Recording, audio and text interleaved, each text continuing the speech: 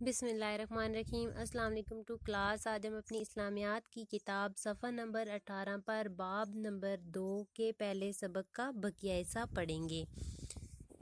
Reading شروع کرتے ہیں۔ اللہ تعالی ہم سب کا معبود ہے، صرف اسی کی ذات اس لائق ہے کہ اس کے سامنے سر جھکایا جائے اور صرف اسی کی عبادت کی جائے۔ اللہ تعالی ہمارا رب ہے، وہ ہمیں یہ حکم دیتا ہے کہ ہم صرف اس کی عبادت کریں اور اس کے ساتھ کسی کو شریک نہ ٹھہرائیں۔ اللہ تعالی کی عبادت کرنے سے دل کو سکون ملتا ہے۔ اللہ تعالیٰ نے ہمیں بے شمار نعمتیں عطا فرمائی ہیں، مثلاً سورج، چاند، ستارے، ہوا، پانی، روشنی، زمین، آسمان، دریا، پہاڑ اور درخت وغیرہ وغیرہ۔ اللہ تعالیٰ کی عطا کی ہوئی ان نعمتوں پر اس کا شکر ادا کرنا ہمارا فرض ہے۔